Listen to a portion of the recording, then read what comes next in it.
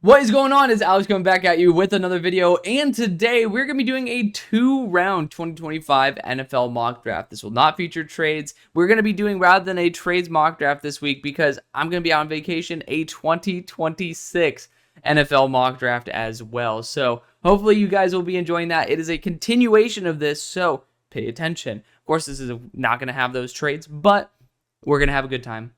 I love you. Join the community. Feel free to go follow me over on X because my board is a little bit weird, but I post my all 22 clips over there that support my decisions. So feel free to go through the link tree. Of course, if you guys do like to be able to get in on a little bit of the gambaloni, which technically it's not gambling, but we like between us. I mean, we both know what's good.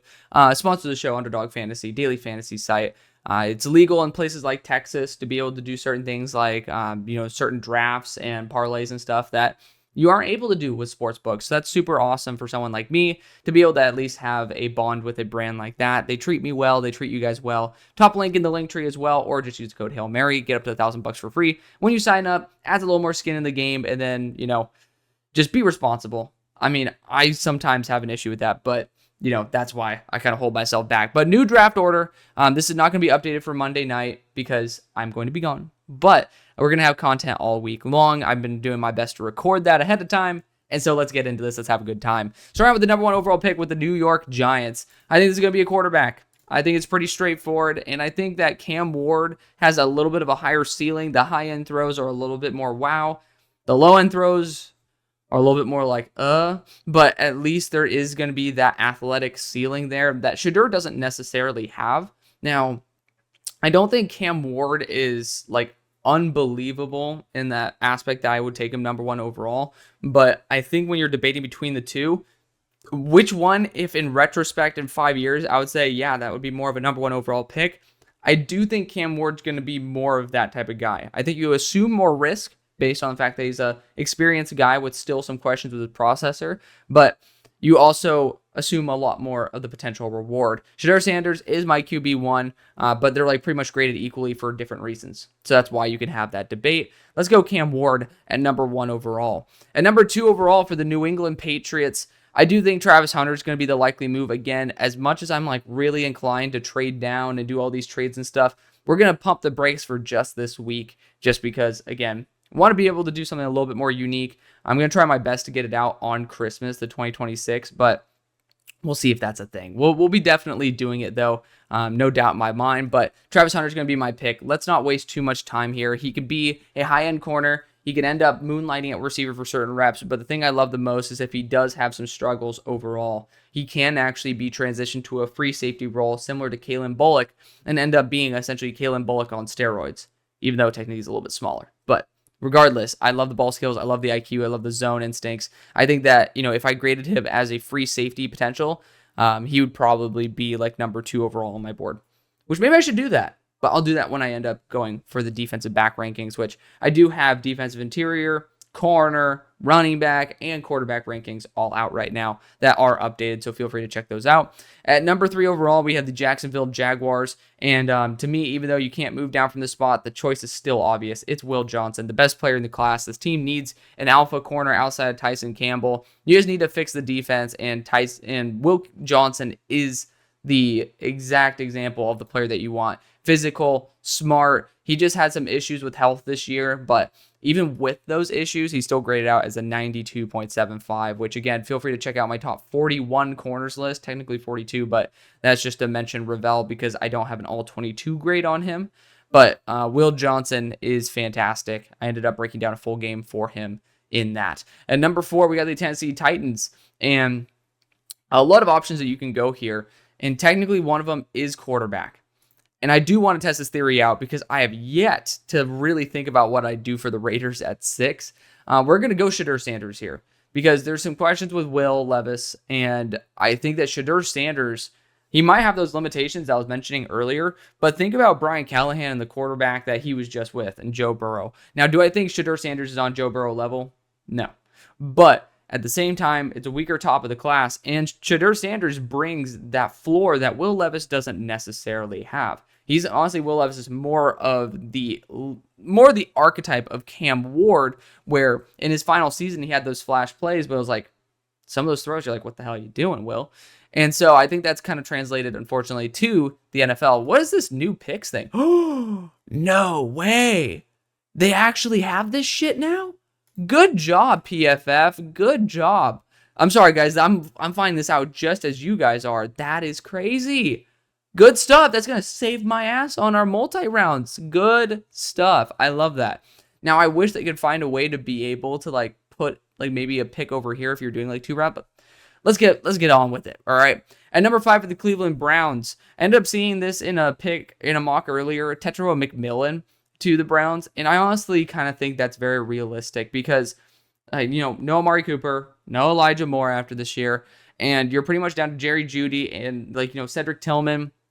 He had that flash game, but has not been consistent enough, in my opinion. And so I think Tetairoa McMillan would make a lot of sense. He's a vertical threat. He doesn't have the great acceleration. To me, if he's used in this role, so I'll give you guys a spoiler alert because I'm doing the receivers right now. He's number 44 overall on my board.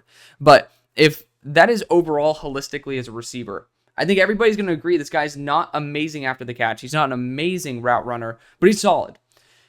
I think that in the role that he would play, which is primarily a deep possession type of player, he's graded out because I actually finally did this. I ended up grading it to where I'm like, hey, I'm in certain roles. How are you going to play?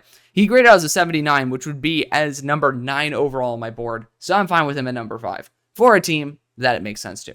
At number 6 for the Las Vegas Raiders, deep down, I might even look at Mason Graham at this point. Fantastic value, but there's not really a move that I think makes a ton of sense for the Raiders because I've taken a lot of the guys that I really like. But with all the players on the board, I think that with Kuntz up for a contract, maybe you guys bring him back, but you still need some good edge rotation. I still want Tyree Wilson to succeed, but Abdul Carter, you just sometimes got to pull the trigger on the best player available, even if it doesn't make the biggest splash, because maybe in 2 or 3 years, it will make the most sense. At number 7, this is my favorite pick for the Carolina Panthers. It's Mason Graham. I love Abdul Carter. He is 1B.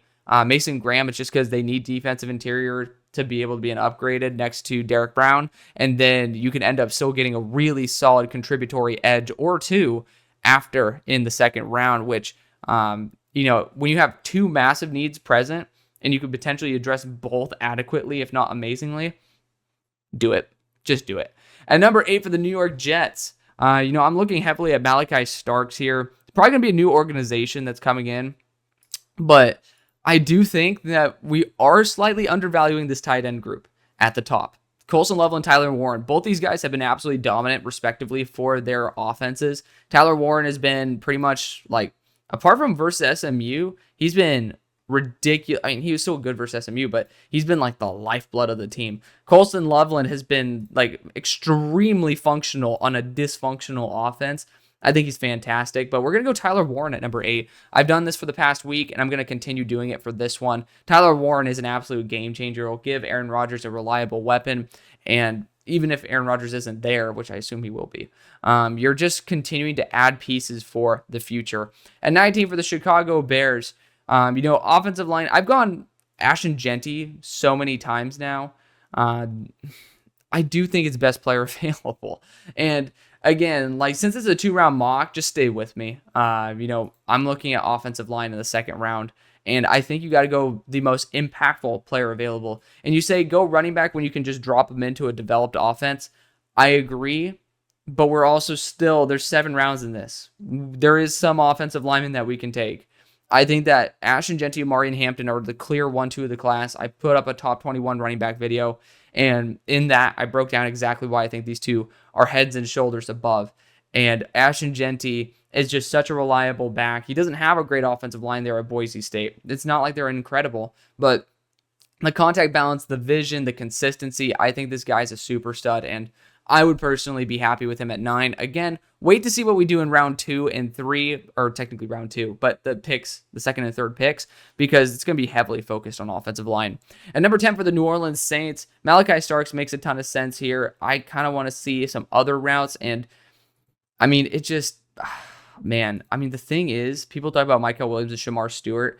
Those two make a ton of, if you ended up telling me, right now, hey, I'm from the future and this is what they do, I'm like, I could see it. I really could see it. But I mean, deep down, Malachi Starks makes a lot of sense. I mean, you develop him, he's a top end safety, and he's pretty much Honey Badger 2.0. This team has been, like, especially with how they handled Kool-Aid, pretty much have been willing to take a guy a year early because they're going to be grooming them to be able to take over in that rookie year. I mean, it's certainly an option, but you also could look at wide receiver here if you want to go early for the wide receiver. But the thing is, let's roll the dice on something unique. Juwan Johnson's up for a contract. I haven't done this one, and you guys have brought it up a couple times. Let's just say, fuck it, the tight ends go high. I mean, we just saw probably the best tight end in the NFL come out in the draft last year. Are these guys Brock Bowers level? No, but the NFL learns from their mistakes, sometimes to almost a too high of a degree. And when you have two guys who could be top 5 tight ends in the NFL, which is Colson Loveland as well as Tyler Warren, I don't think you need to pump the brakes. Like, I don't think the NFL will pump the brakes. And this is going to be a valuable asset to whatever quarterback you have as well. I like the test. Like, I like testing out that theory. The tight ends go in the top 10. At number 11 for the San Francisco 49ers, I'm going to be going after the best player available. And to me, that's Josh Simmons. Like, I mean, technically, I'm having Ben Morrison return in all my mock drafts, so I keep forgetting to say that at every start of the video. That's on me. But Josh Simmons, to me, it showed so much talent. And technically, you can put him at guard if he needs some time to develop, but it's pretty obvious. Boosting the offensive line is super key. Josh Simmons, to me, is the best player. I'm going to roll the dice on him in this mock.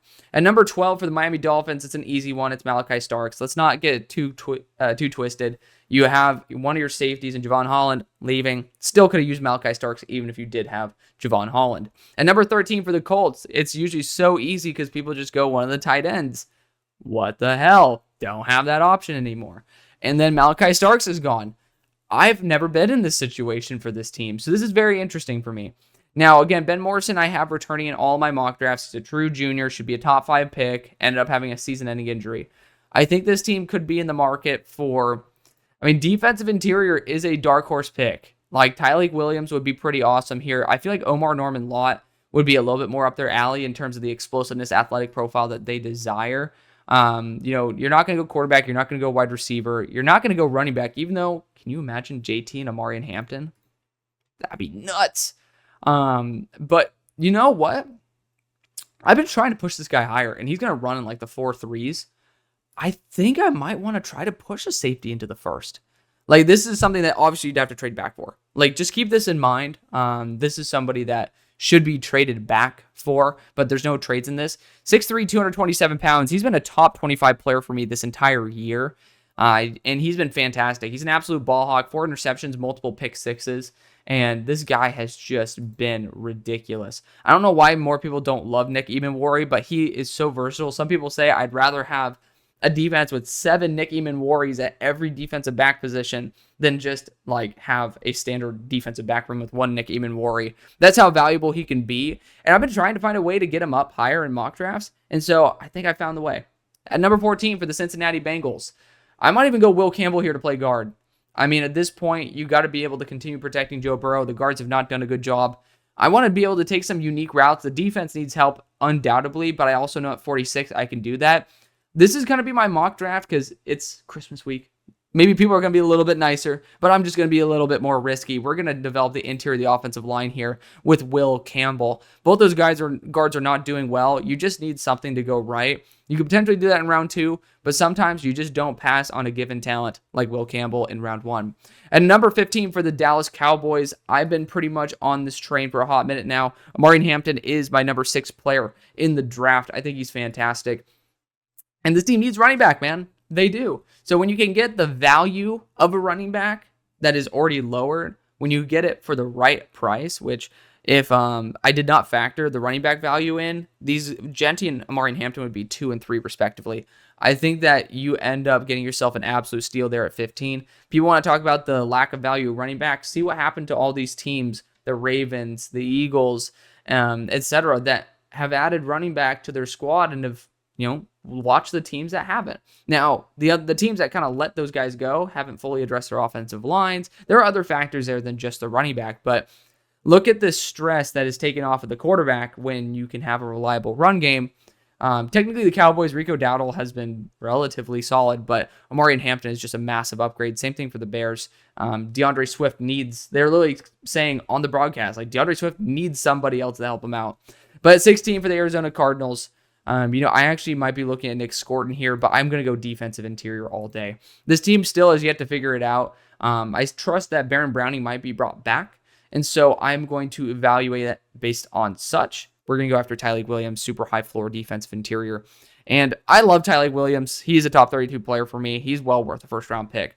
At number 17 for the Seahawks, it's offensive line all day, baby. And I'm actually going to go after Ursary here over Banks. Ursary is going to be someone who I groomed to be a pure tackle, but I'm going to have him play guard in the short run. I think that's going to be extremely valuable for him as well, who's still developing as a pass blocker. And then, because again, similar to, I was surprised JC Latham made this jump, but when you have someone who's raw at position A and they haven't played position B, probably not a good idea to put them instantly in the NFL at position B.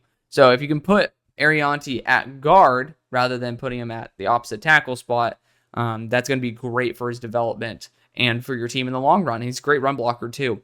At 18 for the Tampa Bay Buccaneers, you're in an interesting situation, but I think you guys are in a beautiful situation because you go James Pierce, you can go Jahad Campbell, you can go Jalen Walker. It doesn't matter. I'm going to go after a player who's more designated as a pure edge in James Pierce. Of course, we're going to go maybe a couple hours down the road from Atlanta to Athens and draft Jalen Walker to the Atlanta Falcons. Excellent player, top 10 guy, someone who I think could play also both as a linebacker and an edge, but we'll leave that there.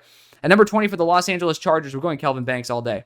He's going to play guard for us. I mean, at the end of the day, sorry, Kelvin. You can also fill in at tackle when there are injuries. That's going to be a beautiful, versatile option there.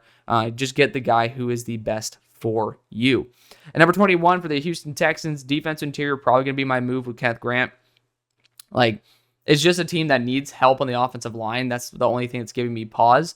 But I really do think that you could be you're giving D'Amico Ryans someone who is ridiculously mismatched in terms of size and athletic capability compared to interior offensive linemen. I would be excited to see what he can do. At 22 for the Denver Broncos, this is a quick one. It's Luther Burden. After the catchability, through the roof, and he's just more of a profile that you don't necessarily have. At 23 for the Los Angeles Rams, again, keep in mind Ben Morrison is returning in this mock draft just because, again, let's be real here. He's not. I don't think he's going to be coming out. But if he does, awesome. That would be a great pick here for the Rams. But he would have been picked a long time before this as well. I'm going to look at those left tackles, and man, we depleted it. This is the first time I've depleted the picks for the Rams. Wow. That's actually kind of crazy. I'm not going to lie. That was like, oh, shit. But we're going to look at defensive back now, and I think that's fine. You can look at a lot of players here. Azariah Thomas is one that, last time they had a Florida State corner there in L.A., a good one, a first round out Florida State corner, worked out quite well. I think I might roll the dice and go back because Azariah Thomas has been fantastic. I've seen him in person. I've seen him challenged against a multitude of receivers, and this dude is physical. He's athletic. He actually kind of bucks the system of the Rams, who have notoriously underwhelming athletes at their defensive back positions. But, imagine all the talent that they've done with putting their guys in the right spot. You add in a little bit of juice, might be a good place to be. Just saying. At number 24 for the Washington Commanders, edge, corner. That's where you should probably be looking. Wide receiver technically as well. Emeka Egbuka could be a really solid player. I'm going to have Isaiah Bond returning in all these. That's why I have him as a star as well. I think he'll be dropping, but he's just not been healthy, man. He's just not been healthy. I am going to go the corner route, though, because I think that the Commanders would absolutely adore a player like Trey Amos. He's big, 6'1", 190, but plays like he's 210. And he is extremely physical, great at the catch point. One of my favorite players in the draft, pound for pound. For the Steelers at 25, I actually... no, Cam Hayward's not close enough to the end of his career to be able to go after Omar Norman-Lott here. I wanted to throw a big curveball. I've talked enough about Emeka Egbuka and why I'm not the biggest guy in Emeka to the Steelers. If it happens, I'm not going to bitch and moan about it, but, it happens. But for the Steelers, I'll be actually looking at that boundary corner. And I went after Darian Porter last time. Siobhan Revell is certainly here. It doesn't really matter which one. Again, Ben Morrison returning in this. I'm going to go after Darian Porter, though. 6'4", 200, so better frame than Revell. And, he's also somebody who is relatively new to the position and has been extremely dominant. Quick feet, Super high IQ. I love him to death. At 26 for the Baltimore Ravens, this is where Nick Scorton's going to go. I mean, Nick Scorton could have went a lot earlier. Again, mentioned him even at 10 and also with the Bengals. But when you're actually looking at where these bigger edge rushers go, like Carl Loftus, Miles Murphy, they don't usually go as high as what people think they do. And so I'm going to be taking him here at 26. At 27 for the Green Bay Packers, you got Michael Williams here. It's kind of hard to say no to that. Like it just kind of is. But at the same time, I do think they'll prioritize a lot of different positions. And you look at Walter Nolan, I think that's just been the most popular pick right now, and it makes a lot of sense. They need a 3-tech. Defense interior is not as deep as what people think it is, because you had a couple guys like Dante Corleone who ended up returning to school, Caleb Banks. And so Walter Nolan does make a lot of sense here because, well, he has that first-round pedigree, and then he also has is part of a weaker defense interior class than it gets credit for. At 28 for the Eagles, I think that this is where Williams comes into play. He's developmental. He has big arms. He's athletic. That's awesome. And he's very versatile, but he's still growing and developing. I personally would go back to school if I'm him, but, we'll just leave it there. At 29 for the Buffalo Bills, I might even just rock Emeka Egbuka at this point just because, but for the Bills, I'm actually going to look at edge rusher specifically, a lot of really good ones, but one that I really love for this team is JT Tuimoloau, who's coming off at 7 pressure week with 2 sacks, a forced fumble, and he's someone who I've had in my top 15 for a hot minute. I think he deserves to get the respect and love that he has now earned this year, which I didn't think was too warranted in years past. At 30 for the Minnesota Vikings, I am going to be going potentially after defensive interior here. I love Omar Norman-Lott, but I do think that interior offensive line is just as valuable. We're going to be going after Tyler Booker here to play that guard spot and just kind of act as a massive plug. At 31 for the Detroit Lions, I'm actually going to go after guard as well. And it's not any of these guys right here. It's actually going to be Jonah Savania. Jonah's fantastic. I think that his value to this team would be exponential because if injuries do happen, he has experience at both tackle positions, and you just get yourself more and more protection. You're able to rely on the run game even more. I love it. At 32 for the Chiefs, let's be able, Cam Williams is here, but let's not fuck around because this team has not shown any ability to develop offensive tackle talent. Let's just be honest with ourselves. And so I'm going to go after Emeka Egbuka here. Emeka is fantastic. I mean, he's healthy this year, which makes me so happy. But you look at the receivers that are on the team next year, it's pretty much very, very, very thin in terms of talent. And you get Rashi back, which is awesome, but you also can get Emeka Egbuka that kind of complements him as well as Hollywood Brown. Not Hollywood Brown, but Hollywood Brown at home and Xavier Worthy. At 33 for the New York Giants, I'm going to look potentially at Cam Williams here. Don't want Evan Neal pretty much starting on this team. And Cam Williams could be that guy who ends up developing into something special. Your offensive line coach is a really good guy as well. So I'm going to go a little bit and buck the curve because the value is too good. And we're going to develop an offensive lineman here in Cam Williams. At 34 for the New England Patriots, Cam Williams would have been actually a really awesome pick. But we ended up going after Travis Hunter in the first round. We're going after a left tackle here. And that left tackle is going to be Josh Connerly Jr. Josh Connerly's been fantastic this year. He's athletic. And, he's just been absolutely dominant. If he can't work, you can kick him into guard where you already have some other guys developing. But I think Josh Connerly deserves his flowers. At 35 for the Jacksonville Jaguars, it's between Wyatt Milam and Armand Membu. But I think Membu has done an even better job than what people want to give him credit for. Don't know why Trev doesn't like him. I'm just going to be real. But Armand Membu being kicked into guard sounds great to me. And technically, I would have loved him here for the Titans as a tackle. But the Jaguars have a bigger vision for Armand Membu. At 36, though, for the Tennessee Titans, we ended up taking the one player I actually really wanted. In retrospect, I should have gone Milam to fit my agenda and get Membu and have a full tackle run right here. But we need to get someone at X wide receiver for this team. We got Cam. We did not get Cam Ward. We got Shedeur Sanders in the first round. We're going to go Elic Iomaner, who ended up going and he actually declared for the draft. So excited to see how he pans out. He had a very dysfunctional offense there at Stanford. At number 37 for the Cleveland Browns, we ended up going after T-Mac in round 1, which ended up being, in retrospect, the right move. So here in round number 2, you could go QB. I'm not going to. I'm actually going to look at edge rusher because the value is incredible. And I'm actually going to go after Shedeur Sanders, 6'6", 290. Last time you drafted a freak athlete at that 280 plus range, you ended up with Myles Garrett.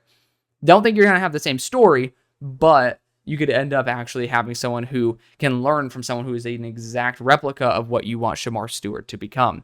At 38 for the Las Vegas Raiders, you ended up going after an edge rusher in Abdul Carter in the first round. I know you need quarterback, but I mean, just bring on Kirk Cousins at this point. He might even be cut, so you probably can get him on a prove-it deal. I think there's a lot of routes that you could be able to look at, wide receiver being one of them. I mean, you can't really go wrong. Safety being another. Could potentially look at linebacker as well because Jihad Campbell's here, but you guys know how much I love Jihad Campbell. Like, just keep it real. Like, Jihad Campbell's a stud, but I just don't know a team that I would take him to after a certain point. Like, in retrospect, maybe could have taken him to the Ravens or something, but it's tough. It's tough for sure. But regardless, for the Raiders specifically, we've already taken edge, so I'm not going to go after Jihad Campbell. I mean, you could just go after Jalen Milroe and see what happens. The floor, I mean, at 38, it's kind of worth taking a swing. We'll go after it. I think he's more of a later day 2 guy, but quarterback's a position that you guys can mess around with and kind of see if it works. So we'll let it be. At 39 for the Chicago Bears, we're going offensive line here. And a lot of good players, but someone who I absolutely love as a left tackle here is Jack Nelson. I don't think Braxton Jones, you guys can tell I'm a Steelers fan, is the long-term answer. I think Jack Nelson could be. He's a really good player. I think he's a more high-valued player than what anybody gives him credit for. We're going to draft him to be our star offensive lineman. At number 40 for the Jets, we took a safety, just kidding, a tight end in round number 1. Safety could work here, no doubt. But I also do want to test out the theory of going after an edge rusher in Jihad Campbell. Not a ton of health there in that edge core outside of Will McDonald, and Jihad Campbell could be that. But I also do know that that corner 2 spot is wide open. Siobhan Rivell is here. Let's not mess around too much. For the Bears at 41, I think there's a lot of good offensive linemen you can continue to take here. You do need some interior offensive line, and you absolutely could go Donovan Jackson here. We're going to do it. We're going to go Donovan Jackson. He's playing left tackle right now, which is why Trev ranked him as a tackle, but he's going to be a guard in the NFL. Has tackle potential in case of injury, but you're getting yourself your solidified left tackle, left guard here. And you can potentially move Karan Amagaji to guard as well as he continues to develop. But his spatial awareness, his pocket awareness has not been great. Don't kind of confuse it. Jack Nelson, Donovan Jackson is going to be a far better left side of the offensive line than what you could get elsewhere. At 42 for the Saints, we ended up, what do we do in the first round? Colston Loveland. Oh, that's going to be a spicy one. I already know I'm about to get a ton of shit for that. We're going to go after edge rusher here. And you got LT Overton, Princely Umami Ellen, Jack Sawyer. Like, you can't really go wrong. We're going to go after LT Overton. At 43 for the San Francisco 49ers, also going to be going after an edge here in Princely Umami. This team needs edge help, and we already got offensive line help with Josh Simmons in the first. At 44 for the Miami Dolphins, we ended up going after a safety in the first round. Love that for us. We're going to go after Wyatt Milam here. Might as well get the quality interior offensive lineman that also has that tackle flexibility. At 45 for the Indianapolis Colts, we went after safety in round 1, which is a hot take, but it actually is very possible if you do trade back. So I do want to be able to test out those theories. Defensive interior is a dark horse need for this team. And so we're actually going to go Omar Norman Lott, the super highly talented, explosive defensive interior out of Tennessee. At 46 for the Bengals, we went offensive line in round number 1. We got to help fix this defense, and luckily, look at the talent that fell to us. We're going to go Jack Sawyer out of Ohio State, who also had 7 pressures and 2 sacks this past week versus Tennessee. He's just built to be a solid edge rusher. He's built to complement everything. Will Campbell, Jack Sawyer, going to be the way to rock it. At 47 for the Dallas Cowboys, we could go wide receiver here. There are a lot of solid ones. You got Jalen Royals, Jaden Higgins, etc. But I also want to help out this defensive interior group. And you got TJ Sanders here, Derek Harmon, like a lot of good players. Darius Alexander, DeMonte Capehart, who is the top graded player on Clemson's defense. But I really love TJ Sanders. I'm not going to go away from my board. He is my next best available at defensive interior. And he actually fits that Osa Odighizuwa role really, really well. At 48 for the Arizona Cardinals, we went defensive interior early. At this point, you can go after some pretty big guys here. Tyler Barron actually could be kicked a little bit to the inside. He used to play some of that, but you can go Landon Jackson here if you want to go after that edge route. But I actually want to get someone who could potentially play that tackle role. You got Blake Miller here. To be fair, I'm not convincing myself, and I'm not convincing you guys either. So we're going to leave that be. Wide receiver technically could be on the table. I'm not moved. But there's certainly some routes here. At this point, I think you got to roll the dice on Giad Campbell. I mean, you might be able to use him also as a quasi edge rusher, which I love. Like, don't bring back Baron Browning and then if you get Giad Campbell, but even if you do, you can use him as a quasi linebacker edge rusher, and you get my number 9 player in the class. And number 49 for the Seattle Seahawks. Man, so many good players that are falling. I think this team has kind of a hierarchy of needs. One of those is still being interior offensive line. And so it's interesting because the interior offensive line group at center definitely took a dip, but I do think that this team could try to use multiple guards. They could go after back-to-back. And Marcus Bowe, also a former tackle, you have him and you pair him up with Arianti Ursary, and you can get 2 legitimate studs at both guard spots who are both tackle versatile. And it sounds a little insane to do it. I think that let's check out the value at boundary corner right now, because I do think being able to upgrade at boundary corner is not a bad idea. There is someone who I do love who's not even listed here. I love Dave Snake Benosin. You guys know that. But, Jamari Harris, DJ McKinney, both of those guys I absolutely adore as well. But it's also why I'd be willing to wait. So, man, you know what? Sometimes you just got to take what life gives you. And life's given me some really good upgrades on the offensive line, especially very powerful, very highly technical players in the run game. And that's what Marcus Bowe and Arianti Ursary are going to be as the guard roles. And eventually, because Abe Lucas, again, best ability is availability. He's not been super available. Marcus Bowe will then be the permanent right guard. Ursary, the future right tackle. At 50 for the Tampa Bay Buccaneers, we went after edge in the first round. I mean, this team doesn't, I don't think this team is overly desperate for a ton of positions, but being able to get someone like Jalen Royals, who's so dynamic after the catch, I love it. He's also potentially 4.3 speed, had a season-ending ankle injury, but he's going to be there for the Senior Bowl. Hopefully he can play. Fingers crossed, but we'll see what happens. At 51 for the Atlanta Falcons, we're going to go for that second boundary corner. There's so many good ones here, and I'm actually going to... I would love Dave Snake Benosin. I don't really think he fits the AJ Terrell type. I'm actually going to go after Jamari Harris, cornerback out of Iowa. I don't know why no one has him ranked.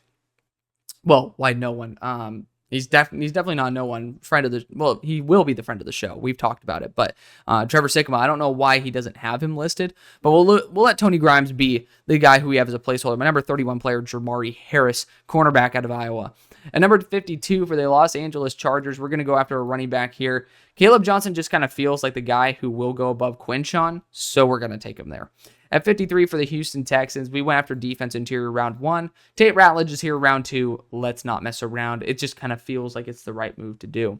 At 54 for the Denver Broncos, we're going running back as well. And we're going to actually go Quinshawn Judkins here, who technically is not performing statistically as well as Travion Henderson, but I think that Quinshawn has shown better ability, but I also love Travion Henderson, so it's kind of like choosing between two guys that you do like, and I think Quinshawn is the better of the two.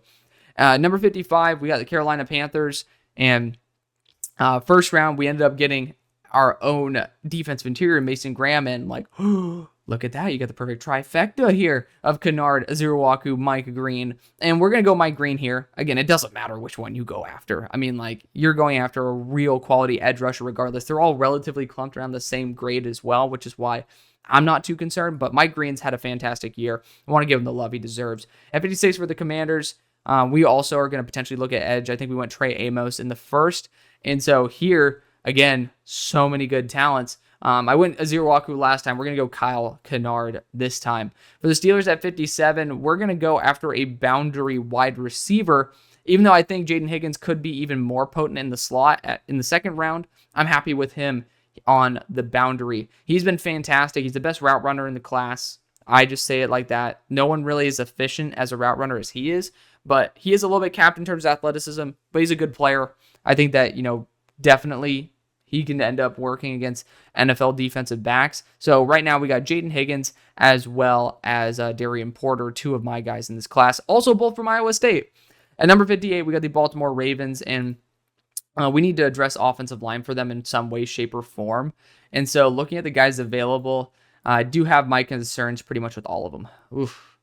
This did not fall well for the Ravens, I must admit. But if we're going to be bouncing back from this, we're going to go Shedeur Sanders because I love the fact they can use him in a multitude of roles, including safety. And being able to have him as a Swiss Army knife is very scary. So they got Shedeur Sanders here, and then they ended up getting Nick Scorton.